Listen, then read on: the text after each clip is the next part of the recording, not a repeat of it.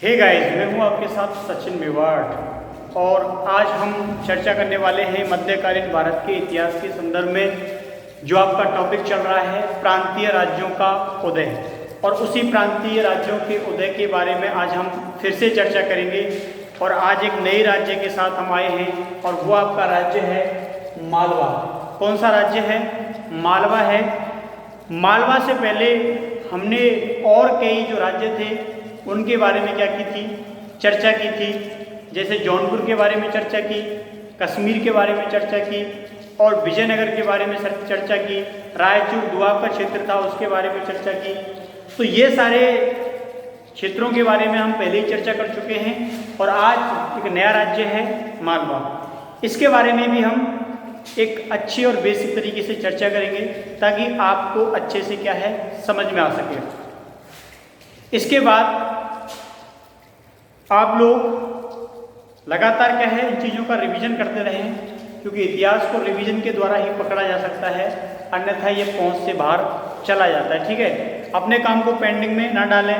अभी भी कई छात्र ऐसे हैं जिनको सब पता है कि क्लास चलती है, वीडियो भी पहुंच जाती है, लेकिन 2-4 मिनट देखते हैं और उसके बाद कोई मतलब नहीं है। तो इससे क्या होगा, आप लोगों को एग्जाम में क्या होगा, नुकसान का सामना करना पड़ेगा और फिर बाद में जब वो सप्लीमेंट्री और क्या क्या आते हैं उनका भी सामना करना पड़ सकता है। क्योंकि तुम लोग ये अब ना समझें कि चलो इस बार हो गया तो नेक्स्ट ईयर भी ऐसा हो जाएगा। तो इसलिए कुछ समय निकालें, ज़्यादा नहीं, थोड़ा समय निकालें, लेकिन ये सारी चीज़ें सुने ज़रूर। और जो लोग सुनते हैं वो लोग कमेंट जरूर करें, ठीक है, ताकि मुझे पता रहे कि किस किस ने ये सब कुछ देखा है। ठीक है, कुछ भी उस कमेंट्स में पूछ सकते हो, अपनी बात रख सकते हो। ठीक है, मैं लगातार उन चीज़ों को देखता रहता हूँ, तो इसलिए ये चीज़ें क्या हैं ज़रूरी हैं, क्योंकि मुझे पता तो है कि इतने बच्चों के पास पहुँचता है, लेकिन उनमें से कौन कौन, ठीक है, तो इसलिए अगर आप कोई भी चीज़ उसमें लिखोगे तो मुझे पता चलेगा कि कौन कौन जो है वो रेगुलर हैं, वो अपडेट हैं। ठीक है, आगे देखिए। आप देखिए मालवा के बारे में। मालवा को समझने से पहले इसकी थ्योरी को समझिए कि मालवा आखिर है कहाँ पड़ता है मालवा। कहीं अमेरिका में तो नहीं पड़ता या फिर कहीं पाकिस्तान के आसपास हो। ठीक है, तो इसलिए मालवा को जानना जरूरी है उसके मैप के आधार पर। देखिए, उस संदर्भ में हम चर्चा करें इसकी भौगोलिक स्थिति को लेकर। तो आज का जो कोटा है, अब कोटा को तो सभी जानते होंगे ना, आज का जो कोटा है यहाँ से दक्षिण में, ठीक है, यहाँ से दक्षिण में। और जो महत्वपूर्ण मैं शहरों के नाम आपको बता रहा हूँ, ग्वालियर, कौन सा? ग्वालियर जो है, ग्वालियर जो है, तो ये वाला क्षेत्र इधर मेवाड़ से दक्षिणी पश्चिमी क्षेत्र था ये वाला हिस्सा, और फिर वापस से जाके मध्य प्रदेश में चंबल नदी के जो आसपास का पूरा क्षेत्र था वो इस समय मालवा के रूप में क्या था, प्रसिद्ध था।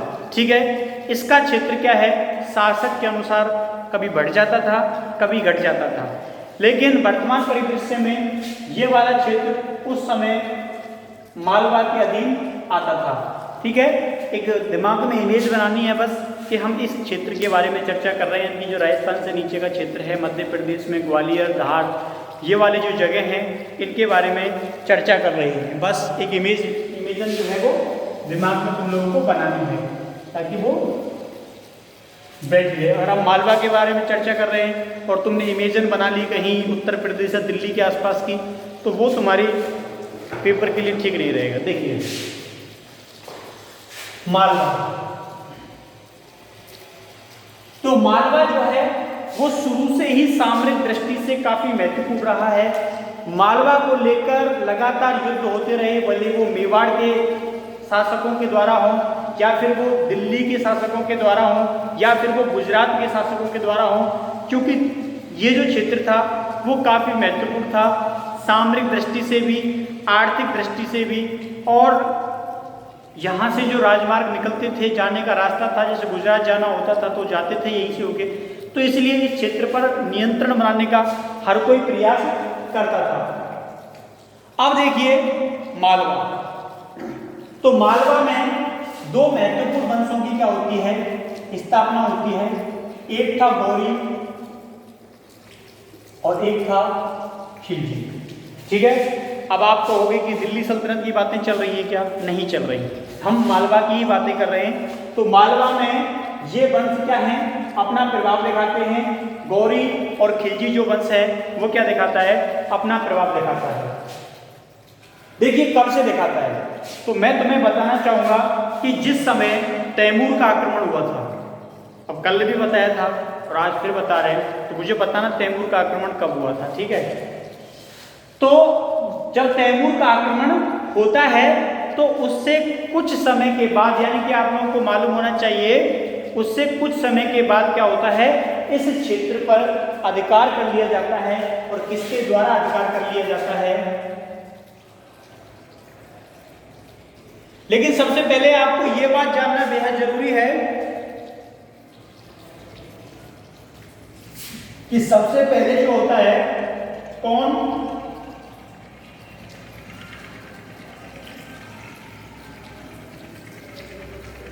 तैमूर का आक्रमण होता है, कब होता है? 1398 में होता है। कब होता है तैमूर का आक्रमण? 1398 में क्या होता है, तैमूर का आक्रमण होता है। ठीक है, और 1400 से लेकर, कब से लेकर? 1400 से लेकर और 1525 के बीच, 1400 से लेकर 1525 के बीच क्या है, ये राजनीतिक केंद्र का अखाड़ा बन जाता है। क्या बन जाता है? अखाड़ा बन जाता है। ठीक है, तो क्या है, मालवा, मालवा पर उस समय क्या है, मालवा पर पूरे के दिल्ली क्षेत्र पर आक्रमण होता है तैमूर का 1398 में, और 1400 से लेके और 1525 के बीच जो मालवा है वो क्या बन जाता है, राजनीतिक केंद्र का क्या बन जाता है, अखाड़ा बन जाता है। अब देखिए इसके बीच में जो संघर्ष होता है वो किन किन के बीच में होता है, तो मेवाड़ के बीच में होता है, दिल्ली के बीच में होता है, गुजरात के बीच में होता है। ठीक है, तो इन सारी जो शक्तियां थी उस समय इसके आसपास की, इधर गुजरात पड़ता है, आप लोगों को मालूम है, साइड में मेवाड़ पड़ता ही है, और दिल्ली तो उस समय सत्ता का केंद्र थी ही। तो इन सभी के बीच में क्या होता है, इस चीज को लेकर क्या शुरू हो जाता है, संघर्ष शुरू हो जाता है। अब देखिए 1305 में, कब की बात कर रहे हैं हम, 1305 में बात कर रहे हैं। तो 1305 में कौन, एके का मतलब अलाउद्दीन खिलजी, तुमको पूरा लिखना है, ठीक है, तुम भी शॉर्ट लिख दो। तो 1305 में क्या करता है, अलाउद्दीन खिलजी जो होता है वो क्या करता है, मालवा को दिल्ली सल्तनत का भाग बना लेता है।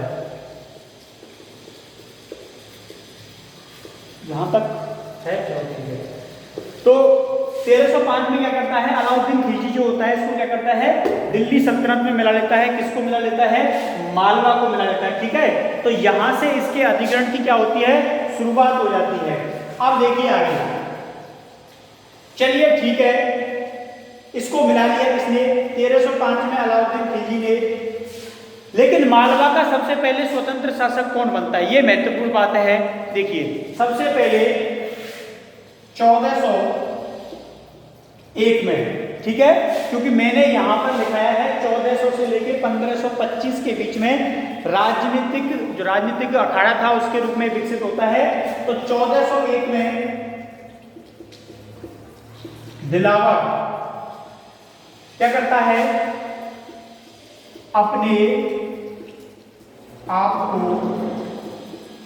स्वतंत्र कर लेता है। क्या कर लेता है, स्वतंत्र कर लेता है। ठीक है, तो 1401 में जो यहां पर कौन होता है, दिलावर होता है, लेता है, अपने को स्वतंत्र कर लेता है, लेकिन उपाधि धारण नहीं करता। ये बात आपको ध्यान रखनी है। कल मैं जब तुमको बता रहा था सर्की के बारे में, तो उसमें भी मैंने बताया था कि वो भी उपाधि धारण नहीं करता। तो ऐसे ही जो दिलावर होता है वो स्वतंत्रता पूर्वक व्यवहार करने लग जाता है, लेकिन उपाधि धारण नहीं करता। ये चीजें तुमको याद रखनी है, ठीक है। अब देखिए आगे देखिए इसमें, लेकिन इसका जो पुत्र होता है, किसका पुत्र, दिलावर का पुत्र कौन होता है, तो वो होता है अलप खां। कौन होता है, इसका पुत्र होता है, कौन होता है, अलप खां इसका पुत्र होता है। और अलप खां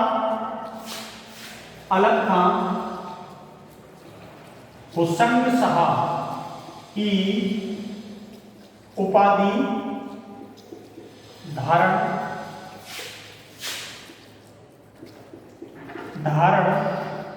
करके क्या बन जाता है, सुल्तान बन जाता है, ठीक है। समझ आया ना कि 1401 में जो दिलावर होता है वो अपने आप को यहां पर क्या कर लेता है, स्वतंत्र घोषित कर लेता है, लेकिन उपाधि धारण नहीं करता।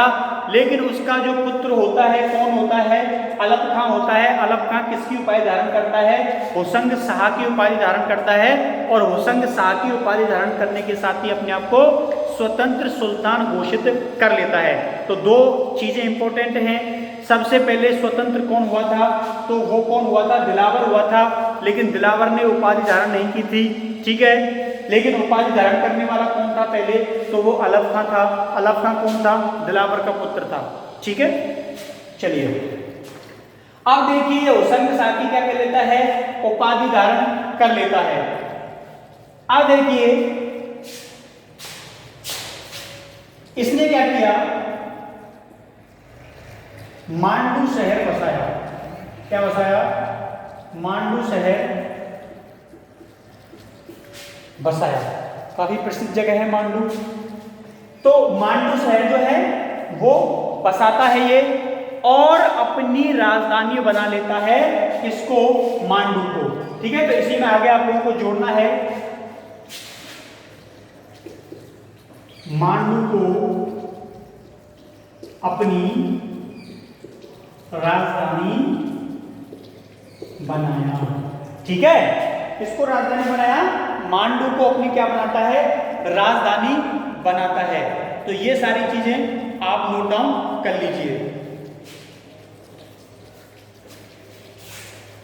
ठीक है। तुम्हारे हो जाते हैं ना जो ज्यादातर लिखते नहीं, कुछ स्क्रीनशॉट ले लेते हैं, ठीक है। तो तुम स्क्रीनशॉट जो शॉट लेना तुमको ले लिया करो।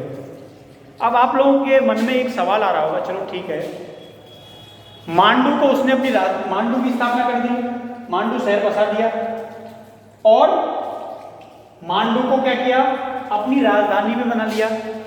लेकिन जब उसने मांडू शहर बसाया तो उससे पहले भी तो कोई राजधानी होगी ना। अगर तुम लोग क्लास में होते तो यह बात जरूर पूछते ना कि मांडू से पहले राजधानी क्या थी। मांडू को तो बसा दिया, अच्छी बात है, लेकिन मांडू के बसने से पहले राजधानी क्या थी। तो मांडू के बसने से पहले राजधानी क्या थी, क्या थी,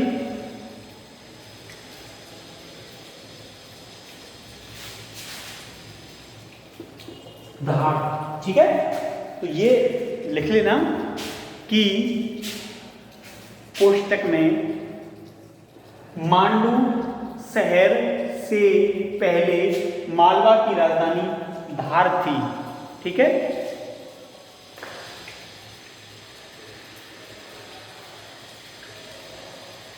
अब देखिए ये क्या करता है, मांडू शहर को बसा देता है। मांडू शहर को बसाने के बाद उसको अपनी राजधानी बना लेता है। लेकिन यहां पर एक घटना घटित हो जाती है। गुजरात का शासक, कहां का शासक, मैं यहां लिख दूं, कोई परेशानी तो नहीं, ठीक है, क्योंकि मिटा देता हूं ना तो फिर बोलते हैं साहब पूरा लिख दिया करो, बोर्ड को पूरा बढ़ दिया करो ताकि हम स्क्रीनशॉट ले लें। अब मैं यहां लिख रहा हूं, ठीक है, वो यही मत जोड़ देना अलग से। तो कहां की बात चल रही थी, तो मान जो अलप खां होता है यानी कि जिसने होशंग शाह की उपाधि धारण की थी, तो गुजरात का शासक होता है। कहाँ का शासक होता है? गुजरात का शासक होता है। और गुजरात का शासक कौन होता है, ये महत्वपूर्ण है। चलो बोल दिया गुजरात का शासक होता है, नाम बताओ, नाम क्या होता है, नाम क्या था उसका? तो गुजरात का जो शासक था ये क्या करता है, आक्रमण कर देता है। किस पर आक्रमण कर देता है? मालवा पर। तो गुजरात के शासक ने मालवा पर आक्रमण कर दिया। मालवा पर आक्रमण कर दिख रहा है यहां तक? चलो ठीक है, कर दिया। तो गुजरात के शासक जो था उसने क्या किया, मालवा के ऊपर आक्रमण कर दिया। अब देखिए ये मैंने जगह खाली छोड़ दी है शासक के नाम के लिए। क्या नाम था उसका, बताओ? ठीक है, तो गुजरात का शासक क्या करता है, मालवा पर क्या कर देता है, आक्रमण कर देता है। और अलग खां जो था, यानी कि होशंग शाह जो था, होशंग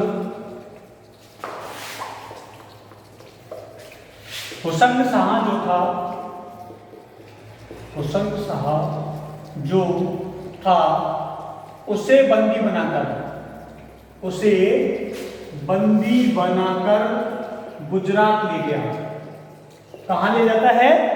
गुजरात ले गया।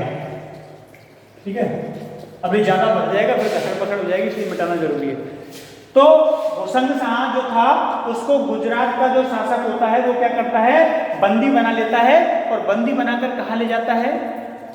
गुजरात ले जाता है। और गुजरात में पूरे 1 वर्ष तक रखता है। कितने वर्ष तक, ये मैं बोल रहा हूं, तुमको लिखना है, ठीक है, मैं नहीं लिख रहा।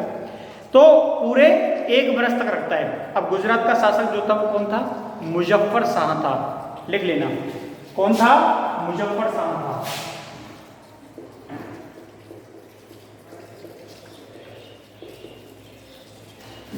तो मालवा पर आक्रमण करने वाला शासक कौन था? मुजफ्फर शाह था। ठीक है, अब ये क्या करता है, अलग खां को बंदी बनाकर ले गया। कहां पे? गुजरात। और गुजरात ले जाने के बाद उसको पूरे 1 साल तक बंदी बना के रखता है और बोलता है कि तू या तो मेरी अधीनता स्वीकार कर ले या फिर मेरा पसंद का कोई राजा जो है वो मालवा में नियुक्त करने पर क्या कर, मदद कर। लेकिन जैसे ही ये इसको बंदी बना के लाता है तो मालवा की जो जनता होती है वो विद्रोह कर देती है, कहती है हमारा राजा लेके आओ, कहीं से भी लेके आओ। इसके द्वारा जो वहां पर कुछ सूबेदार नियुक्त किए गए थे उनको उन लोगों ने क्या किया, मार मार के भगा दिया। ठीक है, और उन्होंने कहा था कि मालवा में जो शासन करेगा वो एक ही करेगा और वो हमारा कौन करेगा, अलग खां करेगा। अब जनता की बातों को कब तक इग्नोर करता? जो मुजफ्फर शाह था, पूरा साल भर बीत गया, वहां के सूबेदार परेशान हो गए, बोले भाई ये ना लोग सोने देते हैं, सो जाते हैं तो पत्थर मारते हैं, ईंटें मारते हैं, पता नहीं कहां से अचानक भीड़ आ जाती है और हमें हमारी जान का पूरा खतरा रहता है, इसीलिए आप कैसा करो, इस बीमारी को छोड़ दो। ठीक है, और वो क्या करता है, 1 साल के बाद मजबूर होकर मुजफ्फर शाह जो है इसको कहता है कि तुम ऐसा करो, हमारी तरफ से विद्रोह दबाने जाइए। यानी कि उसी का राज्य और उसी के लोग और उसी को ही विद्रोह दबाने के लिए भेज देता है। अब ये क्या करता है, वापस पहुंच जाता है। कहां पहुंच जाता है? मालवा पहुंच जाता है। और मालवा पहुंचकर क्या है, वापस से क्या बन जाता है, वहां का सुल्तान बन जाता है। ठीक है, समझ आया?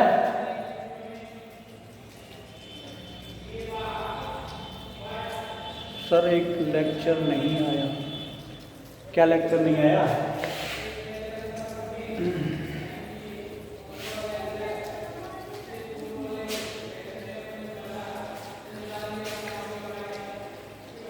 लेक्चर नहीं आया तो मांग लो किसी से।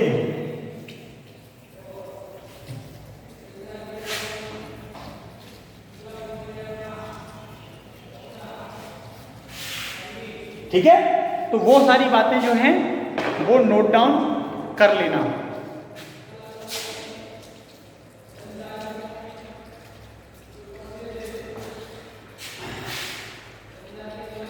अब देखिए ये सारी चीजें तुमको लिख लेनी है कि मुजफ्फर शाह बंदी बना के ले जाता है अलग खां को गुजरात और वहां पर 1 साल रखता है।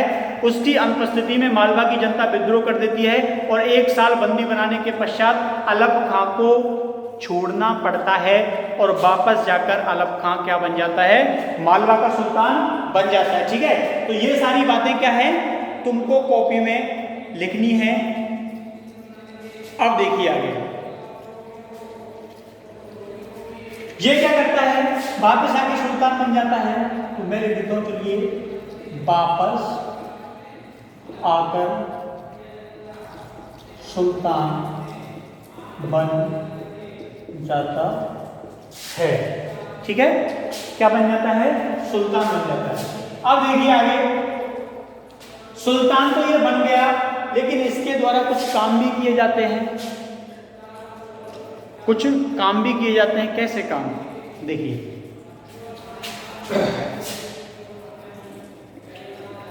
इसने हिंदुओं के लिए, इसने क्या किया, हिंदुओं के लिए ललितपुर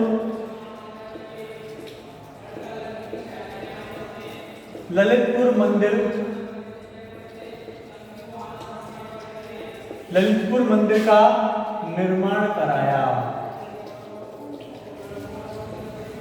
किसका निर्माण कराते हैं, तो ललितपुर मंदिर का निर्माण ये कराते हैं। ठीक है, अब देखिए आगे, इनके समय पर, पहले ये लिख लेते हैं, ये जो अलप खां होता है, ठीक है, ये सारी बातें किसके बारे में चल रही हैं, तो ये सारी बातें अलप खां के बारे में चल रही हैं। ये शेख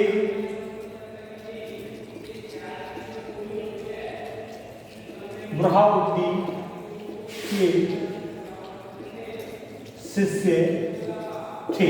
ठीक है, तो ये किसके शिष्य थे, शेख बुरहानुद्दीन के क्या थे, ये शिष्य थे। ये भी तुमको लिखना है।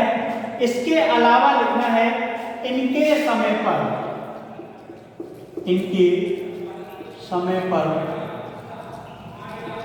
बहुत सारे संत मालवा आते हैं। ठीक है, बहुत सारे संत क्या आते हैं, मालवा आते हैं।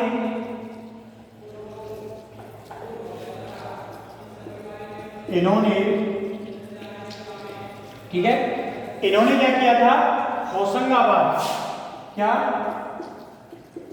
होशंगाबाद की स्थापना की। ठीक है, होशंगाबाद की क्या की, स्थापना की, और कहां की, नर्मदा नदी के किनारे। कहां की थी, नर्मदा नदी के किनारे। ये जो शहर बसाए जाते हैं ना, तो ये किस नदी के किनारे बसाए जाते हैं, याद रखना है तुम लोगों को, क्योंकि कल भी मैंने बताया था जौनपुर जो शहर बसा था वो किस नदी के किनारे बसा था, याद है तुमको।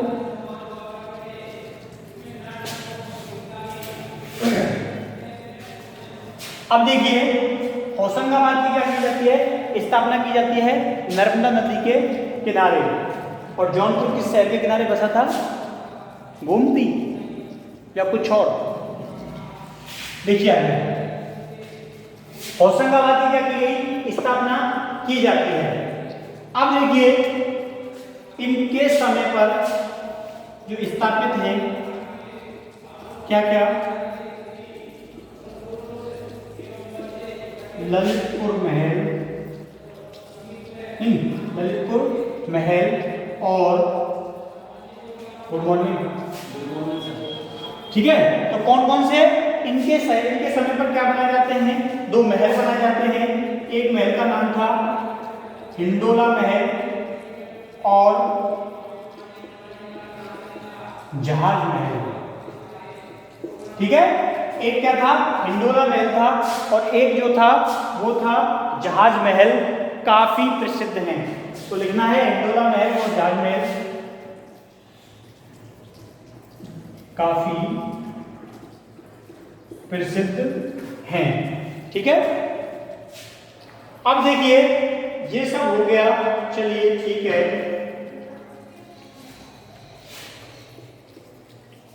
अब देखिए अंतिम जो शासक होता है वो होता है महमूद गोरी। कौन होता है? महमूद गोरी। ठीक है, महमूद गोरी जो होता है वो सबसे अंतिम शासक होता है। और महमूद गोरी क्या होता है? अंतिम शासक होता है। महमूद गोरी की हत्या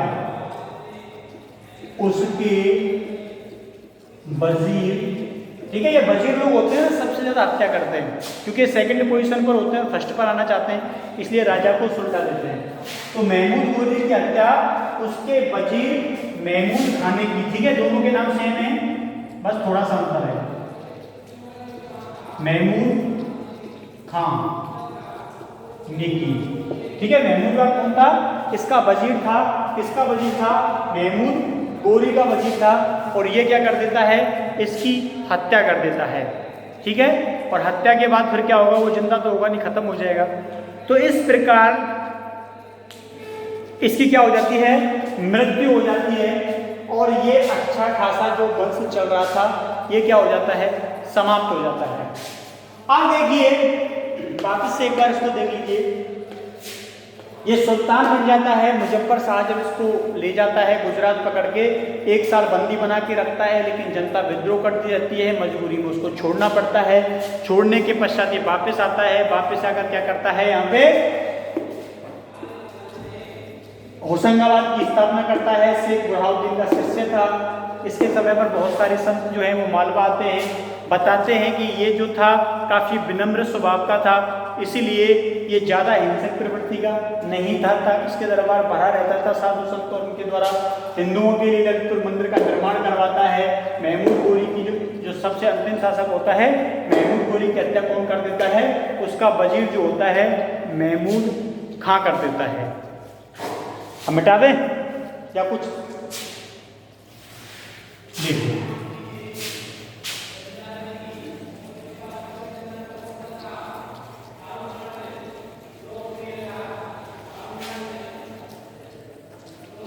बिल्कुल साथ के साथ में चीजों को याद करते हुए रहना। ठीक है, अगर साथ के साथ इनको याद करते रहोगे तो बहुत अच्छा रहता है।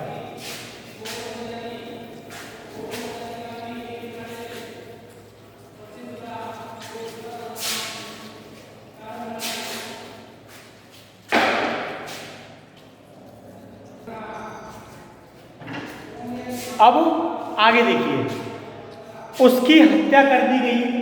हत्या करने के बाद क्या होता है?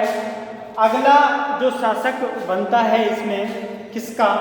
जो हत्या करता है। कौन हत्या करता है? महमूद खां हत्या करता है। कौन था महमूद खां? वजीर था। वजीर होने के साथ साथ वो क्या था? एक खिलजी सरदार भी था। क्या था?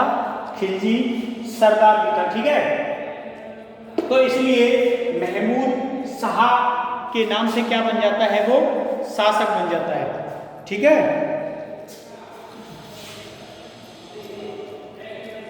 महमूद शाह के नाम से क्या बन जाता है? शासक बन जाता है। और कब से कब तक शासन करता है? कि 1436 से लेके और 63 तक क्या करता है? वो शासन करता है।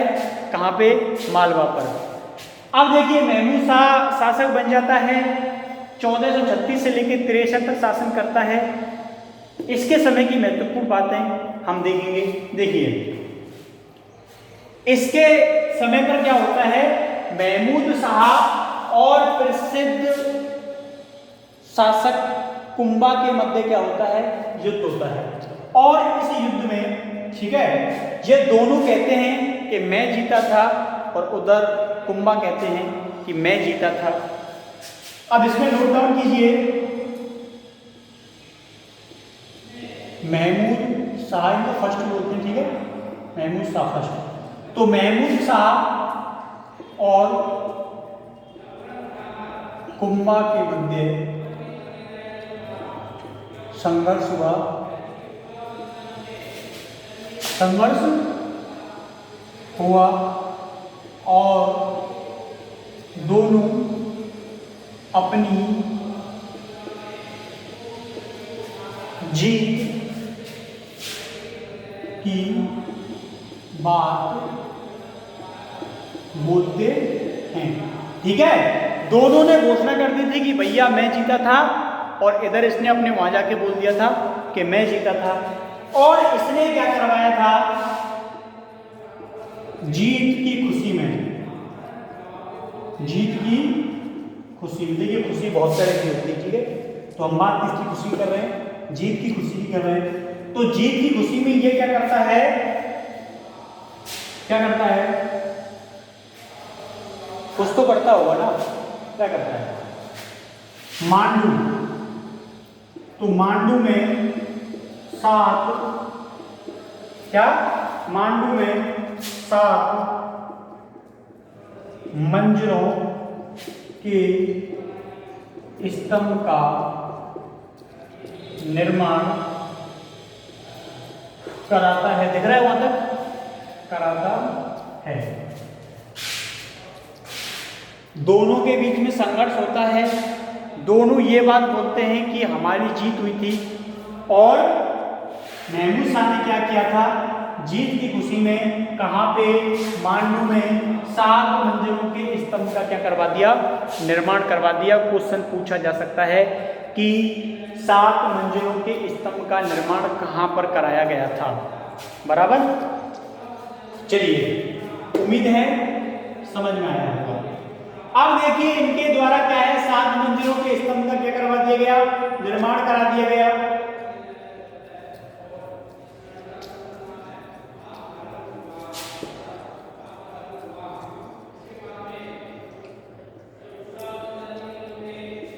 ये सारी चीजें इनके समय पर घटित कुछ महत्वपूर्ण घटनाएं होती हैं।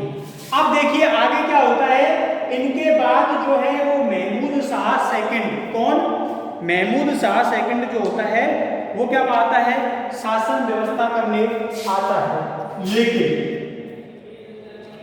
इनके द्वारा 7 मंजिलों का जो स्तंभ बनवाया गया था, इसके अलावा 2 चीजें और बनवाई जाती हैं। एक का नाम था चिकित्सालय का निर्माण कराया उन्होंने, चिकित्सालय नहीं कराया था, चिकित्सालय का निर्माण कराया, चिकित्सालय का निर्माण कराया। और दूसरी जो महत्वपूर्ण चीज थी जिसका इन्होंने निर्माण कराया वो था आवासीय महाविद्यालय। ठीक है, ये 2 चीज और नोट डाउन करनी है इसके अंदर कि इसने 7 मंजिलों के स्तंभ के अलावा चिकित्सालय का निर्माण करवाया था और आवासीय महाविद्यालय का निर्माण करवाया था। अब देखिए इसमें जो नेक्स्ट शासक बना था वो कौन बनता है, तो वो बनता है, महत्वपूर्ण शासक की बात कर रहा हूं, ठीक है, महमूद शाह सेकंड। कौन, महमूद शाह सेकंड। और महमूद शाह सेकंड होता है, इसका किसके साथ युद्ध हुआ था, सांगा के साथ। इसका किसके साथ हुआ था, कुंभा के साथ, याद रखना है। तो सांगा के साथ युद्ध हुआ, किसके साथ युद्ध हुआ, सांगा के साथ युद्ध हुआ, और सांगा से युद्ध में हार गया। ठीक है, और सांगा से क्या हुआ, ये युद्ध में हार गया। महमूद शाह सेकंड जो होता है वो शासक बनता है, कब शासक बनता है, कब बनता है बताइए, कब बनता है शासक, 1511 में शासक बनता है। ठीक है, और इसके समय पर एक महत्वपूर्ण घटना होती है, 1511 में शासक बनता है और 1531 में, ठीक है, 1531 में क्या करता है, जो बहादुर शाह था, बहादुर शाह कौन था, ये गुजरात का शासक था, उसके समय की बात नहीं कर रहे हम, महमूद शाह सेकंड के समय की बात कर रहे हैं। तो जो बहादुर शाह होता है ये क्या करता है, मालवा पर अधिकार कर लेता है। ठीक है, 1531 में, यहाँ तक दिख रहा है ना, 1531 में बहादुर शाह मालवा पर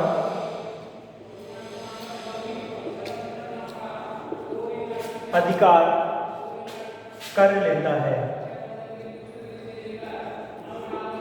ठीक है, क्या करता है?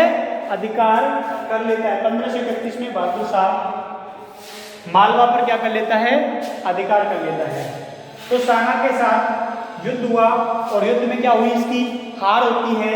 लेकिन 1531 में गुजरात का शासक होता है। कौन होता है? बहादुर शाह होता है। तुम लोग लिख लेना, इसमें मैंने बहादुर शाह लिखा है तो लिख लेना गुजरात का शासक। देखिए स्क्रीनशॉट तुम लोग लोगे तो उसमें बहुत सारी चीज़ें मैं बोलूँगा वो नहीं आएंगी, इसलिए अलग से इन चीज़ों को जोड़ लिया करो। क्योंकि तुम लोग अब तो लिख लोगे बहादुर शाह, तो तुमको याद रहेगा 2-4 दिन की बहादुर शाह गुजरात का था। लेकिन जब लंबा समय बीत जाएगा और हम जब दूसरी बुक के बारे में चर्चा करेंगे तो वो चीज़ें तुम्हारे दिमाग में उस समय ताज़ा ताज़ा रहेंगी और ये चीज़ जो है वो आपके कहाँ चली जाएंगी? अचेतन मन में चली जाएंगी। ठीक है, साइकिल। तो ये गुजरात का शासक था, इसने मालवा पर अधिकार कर लिया। अब देखिए 2 पॉइंट मैं तुमको बता रहा हूँ, ये तो यहाँ पर ख़त्म हो जाता है। लेकिन हुमायूं जो था, क्योंकि हम कहाँ पे आ गए? हम आ गए 1531 में, यानी कि हम मुगल काल के अंतर्गत आ जाते हैं। क्योंकि आप लोगों को मालूम होना चाहिए हुमायूं पहला शासक होता है जो मालवा को जीतता है। ये लिख लेना, 2 लाइनें बोल रहा हूँ मैं। हुमायूं पहला शासक था मुगल वंश में जिसने मालवा को जीता था। लेकिन कुछ समय के बाद ही क्या हो गया था? मालवा वापस से स्वतंत्र हो जाता है, क्योंकि हुमायूं के पास खुद ही दिल्ली की गद्दी नहीं बचती, उसे भी भागना पड़ता है। उसके बाद अकबर जो है इसको अपने शासन क्षेत्र में शामिल कर लेता है। किसको? मालवा को। ठीक है, तो सबसे पहले करने वाला था हुमायूं, और हुमायूं के हाथ से निकल जाता है। और उसके बाद कौन शामिल करता है इसको? अकबर। ठीक, और इस प्रकार तुम्हारा ये जो मालवा प्रांतीय राज्य है ये भी समाप्त होता है। सारे टॉपिकों पर चर्चा की, छोटी छोटी चीज़ों पर भी चर्चा की। तुमको अगर कोई भी समस्या है, कोई भी परेशानी है, पूछ सकते हो। अब समस्या परेशानी का मतलब क्या है? एजुकेशन से संबंधित। ठीक है, ये मत कहना साहब हमारी चरी नहीं करते, ये नहीं करता, बराबर। तो चलिए ख़त्म करते हैं इस वीडियो को। कल फिर मिलेंगे नई वीडियो में। तब तक मस्त रहो, स्वस्थ रहो, व्यस्त रहो। थैंक यू, धन्यवाद।